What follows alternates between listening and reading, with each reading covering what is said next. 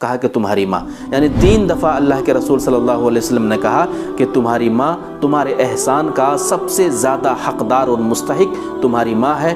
پھر کہا ثم من، پھر کون؟ کہا پھر تمہاری ماں۔ اس کے بعد پھر کہا ثم من، پھر کون؟ پھر کہا کہ تمہاری ماں۔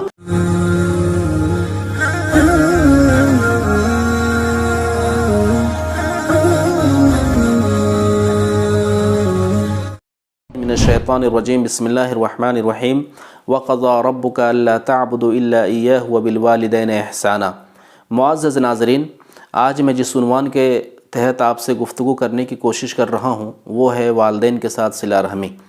اللہ رب العالمین قرآن مجید کے اندر ارشاد فرماتا ہے وَقَضَى رَبُّكَ أَلَّا تَعْبُدُوا إِلَّا إِيَّاهُ، کہ تمہارے رب کا یہ فیصلہ ہے کہ تم اللہ رب العالمین کے ساتھ کسی کو شریک نہ کرو، اللہ رب العالمین ہی کی عبادت کرو، اور وَبِالْوَالِدَيْنِ إِحْسَانًا، اور اپنے والدین کے ساتھ احسان کرو۔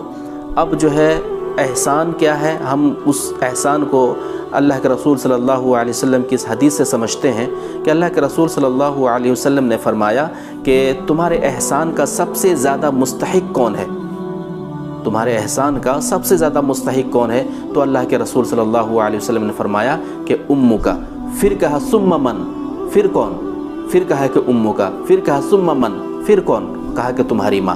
یعنی 3 دفعہ اللہ کے رسول صلی اللہ علیہ وسلم نے کہا کہ تمہاری ماں تمہارے احسان کا سب سے زیادہ حقدار اور مستحق تمہاری ماں ہے۔ پھر کہا ثم من، پھر کون؟ کہا پھر تمہاری ماں۔ اس کے بعد پھر کہا ثم من، پھر کون؟ پھر کہا کہ تمہاری ماں۔ تو آپ اس حدیث سے اور قرآن کی اس آیت سے پتہ لگا سکتے ہیں کہ اللہ رب العالمین نے والدین کے ساتھ حسن سلوک کا کس طرح سے جو ہے ترغیب دلائی ہے، اور جو ہے جو وہ اپنے والدین کے ساتھ حسن سلوک نہیں کرتا ہے، والدین کے ساتھ صلہ رحمی نہیں کرتا ہے، اس کو کتنا جو ہے بد نصیب قرار دیا ہے۔ اور آگے اللہ رب العالمین اسی آیت کے اندر فرماتا ہے کہ جب وہ بڑھاپے کو پہنچ جائے تو انہیں اف تک نہ کہو، اور ان کے لیے تم اپنی جو ہے بازوؤں کو پھیلا دو اور انہیں اف تک نہ کہو۔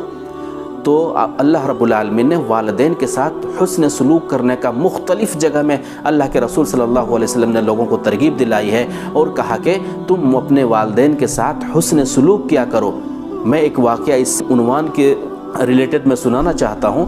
اللہ کے رسول صلی اللہ علیہ وسلم نے حضرت عمر بن خطاب رضی اللہ تعالیٰ عنہ کو ایک وصیت کی تھی کہ قرن میں ایک آدمی ہے جس کا نام ہے اویس قرنی، تم جو ہے میں تو اس سے نہیں مل پایا اور نہ وہ اویس قرنی مجھ سے مل پایا، لیکن جب بھی تمہاری خلافت میں یا تمہارے زمانے میں تمہاری ملاقات ان سے جب بھی ہو تو تم ان سے جو ہے مغفرت کی دعا ضرور کروا لینا۔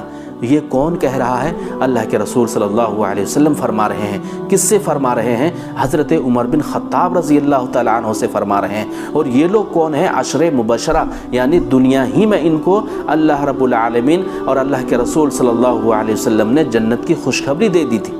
تو اللہ کے رسول صلی اللہ علیہ وسلم نے عمر فاروق کو یہ وصیت کر رہے ہیں کہ تم کو جہاں بھی یہ ملے تم ان سے دعا ضرور کروا لینا۔